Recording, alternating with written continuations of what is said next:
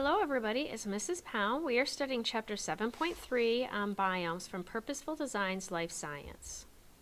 Today we're going to talk about Section 7.3.3 on the Coniferous Forest. So our objectives today will be to describe the basic characteristics of the coniferous forest, identify the limiting factors in the coniferous forest, and give examples of the types of organisms living in the coniferous forest. Now, what we need to know about the coniferous forest is that it is the northernmost forest biome. Now, it's not the northernmost biome because that's the tundra, so it is the northernmost forest biome and it is south of the tundra. Basic characteristics of the coniferous forest include cold weather. It's warmer than the tundra, but still relatively cold. Lack of rain. Again, a little bit more rain than the tundra, but not a whole lot. A short growing season. There's probably about 6 months where there is not any frost. Trees blocking the sunlight. The conifers tend to get very dense and they don't drop their needles, so there's a lot of sunlight that is blocked, so things cannot grow underneath them. And then the pine needles on the forest floor inhibit seed germination. The pine needles tend to make the soil very acidic, and so that it keeps the competition down from other plants growing on the forest floor. Limiting factors of the coniferous forest include cold and snowy with frost about 6 months of the year. So there's about a 6-month growing season, a very short growing season. Little rain. That is one reason for the needles.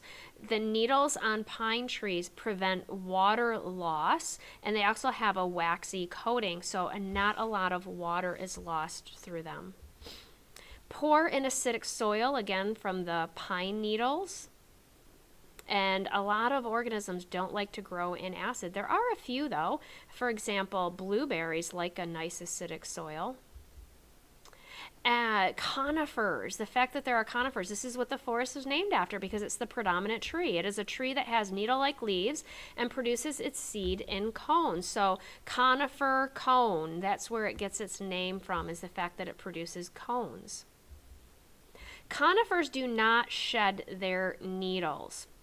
So they do, in fact, keep them all year round. And you can see here, their branches are also designed to be very flexible to hold that snow because with the needles on them still, they do hold a lot of snow, but God made them to be able to withstand that.